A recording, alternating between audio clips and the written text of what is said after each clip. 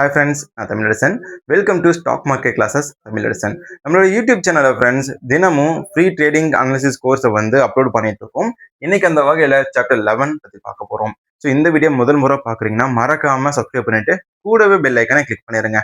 Previous வீடியோவில் types of traders அவங்க எப்படி ஏர்ன் பண்ணுவாங்க, அவங்களுடைய ப்ராஃபிட் ஏர்னிங் ரேஷியோ என்ன, அதுக்கான டைம் ஃப்ரேம்ஸ் என்ன அப்படின்ற எல்லா விஷயத்தையும் நான் சொல்லியிருந்தேன். ஸோ அந்த வீடியோ பார்த்தீங்கன்னா நீங்க எந்த வகையான ட்ரேடர் அப்படிங்கிறத ஈஸியா கண்டுபிடிச்சிடலாம்.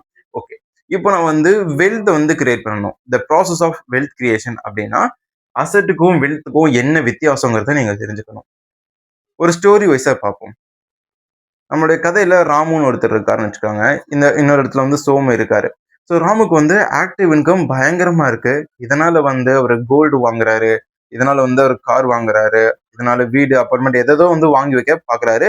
அதுல ஒரு இதை வாங்கி வச்சுக்கிறாரு. ஸோ அசட் ஓரளவுக்கு சேர்த்து வச்சுட்டாரு. சோமு அப்படி கிடையாது. அவர் வேலைக்கு போகிறாரு, சம்பாதிக்கிற பணத்தை இருக்கிறாரு. அவர் பாட்டுக்கு இன்சூரன்ஸ், எமர்ஜென்சி ஃபண்டிங் அண்ட் வீட்டோட எக்ஸ்பென்சஸ் இதை மட்டுமே கவனிச்சிட்டு இருக்காரு முதல் 5 வருஷத்துக்கு. ஸோ இந்த 5 வருஷத்துல அதிகமா ஷோ ஆஃப் பண்றது ராமு, அதிகமா ஷோ ஆஃப் பண்ணாம உடைய பினான்சியல் ஃபவுண்டேஷனை பில்டு பண்றது சோமு. ஓகேங்களா? ஸோ இந்த ராமு கிட்ட பார்த்தீங்கன்னா கொஞ்சம் வருஷம் கழிச்சு பார்க்கும்போது அவர் நினைச்ச மாதிரி அப்பார்ட்மெண்ட் இருக்கு, அவர் நினைச்ச மாதிரி கார் இருக்கு, அவர் நினைச்ச மாதிரி கோல்டு இருக்கு. சோமு கிட்ட அது எதுவுமே கிடையாது. இப்போ 2 பேருக்கும் ஒரு பாரம் வச்சுக்கலாம். சரிங்களா? இப்போ ராமு செட்டில்டா இருக்குன்னு எல்லாருக்கும் தெரியும். சோமு நார்மலா போயிட்டு இருக்காரு.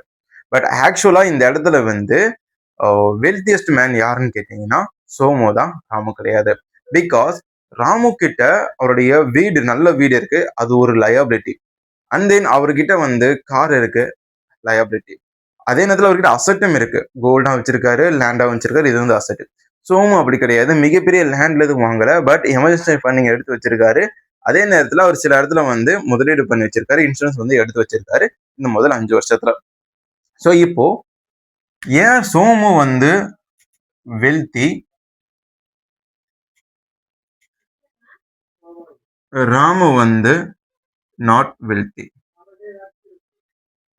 ஸோ இவர்கிட்ட அசட்ஸ் இருக்கு. ஸோ அதனால சொத்து இருக்கிற மனுஷன் அப்படின்னு நம்ம வச்சுக்கலாம். பட் வளம் சோமு கிட்ட இருக்கு. இதை நான் எப்படின்னு சொல்றேன் நண்பர்களே.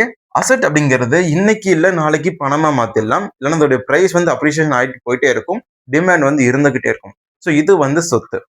ஆனா வளத்தை எப்படி கால்குலேட் பண்ணணும்னு பாத்தீங்கன்னா, அசட் எவ்வளவு இருக்கு, நமக்கு லைபிலிட்டி எவ்வளவு இருக்கு, நம்ம கொடுக்க வேண்டியது எவ்வளவு இருக்குன்றத மைனஸ் பண்ண என்ன பேலன்ஸ் வருமோ அதுதான் வெல்த். இப்போ உங்ககிட்ட 1 கோடி ரூபாய்க்கு லேண்ட் இருக்கு அப்படின்னா உங்களுடைய அசட்டோடைய மதிப்பு 1 கோடி. பட் அதை வித்தோம்னா புரோக்கரேஜ் 2% தரணும். 1 கோடி ரூபாய்க்கு 2 லட்ச ரூபாய் புரோக்கரேஜ் போயிடும். அண்ட் தென் அந்த நிலத்தை டிடிசிபி அப்ரூவ் பண்ணாதான் இங்க விற்க முடியுன்ற ஒரு சுச்சுவேஷன் இருக்கும்போது டிடிசிபி அப்ரூவ் பண்ண ஒரு 15 லட்சம் ரூபாய் செலவு பண்றீங்க. ஓகேங்களா? ஸோ இப்போ மதிப்பு 1 கோடி, ஆனா அது விற்கும் போது உங்களுக்கு 15 லட்ச ரூபாய் செலவாகுது. அப்போ உங்களுடைய அமௌண்ட் 85 லட்ச ரூபாய் தான் இருக்கும். வித்தா உங்க கையில அவ்வளவுதான் இருக்கும்.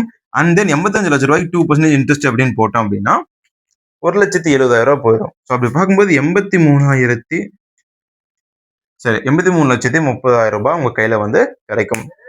ஓகே, இப்போ உங்களுடைய அசட்டோட மதிப்பு 1 கோடி, உங்களுடைய வெல்த்தோடைய மதிப்பு 83,30,000 ரூபாய். இவ்வளவுதான் உங்களுடைய வெல்த்தோடைய மதிப்பா இருக்கும். இன்னும் சிம்பிளா சொல்ல போனோம் பாத்தீங்கன்னா, ராமு கார் வாங்கியிருக்காரு, அது லயபிலிட்டி. அசட் பாத்தீங்கன்னா வீடு வச்சிருக்காரு. ஸோ இது அப்ரிசியேஷன் அசட். எதனால அப்படின்னு பாத்தீங்கன்னா லேண்டோடைய வேல்யூ ஏறிக்கிட்டே போகுது. பெருசா அதுல பெனிஃபிட் இல்லாட்டியும் அது ஒரு அசட்டா தான் கால்குலேட் பண்ணப்படுது. பட் அதுல இருந்து வரக்கூடிய லயபிலிட்டி எப்படி இந்த இடத்துக்கான 2% அண்ட் 15 lakhs லைபிலிட்டியா இருந்துச்சோ, அதே மாதிரி அந்த அசட்டுக்கான, அதாவது அந்த வீட்டுக்கான லைபிலிட்டியை கழிச்சோம் அப்படின்னா அதோடைய வெல்த் தெரியும்.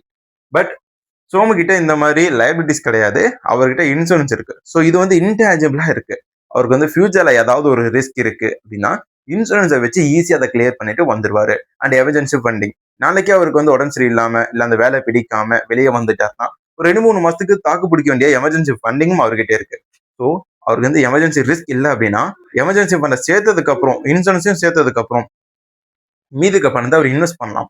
ஸோ இன்வெஸ்ட் பண்ணும்போது ஒருவேளை காம்பவுண்டிங் எஃபெக்ட் அதிகமா இருக்க ஒரு இடத்துல இன்வெஸ்ட் பண்ணாருன்னா அவருடைய வெல்த் கிரியேட் ஆக ஆரம்பிச்சிடும். பிகாஸ் இது வரைக்கும் அவருடைய லைபிலிட்டி நெல்லா இருக்கு. ஸோ இந்த மாதிரி இருக்கிறதுனால தான் Ramu is rich, Somu is வெல்த்தியர். So நீங்களும் ஒரு ரிச்சாக மாறணும் அப்படின்னா நிறைய அசட்டை வந்து வாங்கலாம். பட் வெல்த்தியா இருக்கணும் அப்படின்னா உங்களுடைய எக்ஸ்பென்சஸ் அண்ட் டெப்டை வந்து கம்மி பண்ணணும், லைபிலிட்டியை வந்து கம்மி பண்ணணும். ஸோ அதே அதே நேரத்தில் பார்த்தீங்கன்னா நிறைய பேருக்கு தேவையில்லாத எக்ஸ்பென்சஸ் இருக்கவே இருக்காது. எல்லாமே தேவையான எக்ஸ்பென்சஸா இருக்கும். பட் இன்கம் பத்தாம இருக்கும். ஸோ அப்படி இருக்கும்போது நீங்க வந்து என்னதான் எக்ஸ்பென்சஸ வந்து குறைச்சாலும் ஓரளவுக்கு மேல உங்களால சஸ்டெயின் பண்ண முடியாது. அந்த நேரத்துல எக்ஸ்ட்ரா இன்கம்க்கு வந்து சோர்ஸ் பண்ணணும். இல்லைன்னா வந்து உங்களுடைய இன்கம்மை வந்து அதிகப்படுத்தணும். ஸோ இதுக்கான ஃபோக்கஸை நீங்க டைவர்ட் பண்ணி கொண்டு போகும்போது நீங்க ஈஸியா வந்து வெல்த்தியா மாறுறதுக்கான வாய்ப்புகள் அதிகமா இருக்கு. ஸோ நிறைய பேர் பண்ற விஷயங்கள் இதுதான். யூடியூப்ல வந்து எக்ஸ்பென்சஸை கம்மி பண்றது எதுன்னு சர்ச் பண்றாங்க. பட் எக்ஸ்பென்சஸை ஓரளவுக்கு மேல கம்மி பண்ண முடியாது. ஓரளவுக்கு மேல கம்மி முடியாத பட்சத்துல உங்களோட இன்கம் சோர்ஸை வந்து அதிகப்படுத்துறது தான் ஒரே வழியா இருக்கும். ஓகே ஃப்ரெண்ட்ஸ், இந்த வீடியோல வெல்த் அந்த அசட்டுக்கான ஒரு டிஃபரன்ஸ் வந்து பார்த்தோம். இது ரொம்ப யூஸ்ஃபுல்லாக நம்புறேன். தேங்க்ஸ் ஃபார் வாட்சிங். Tata, bye bye.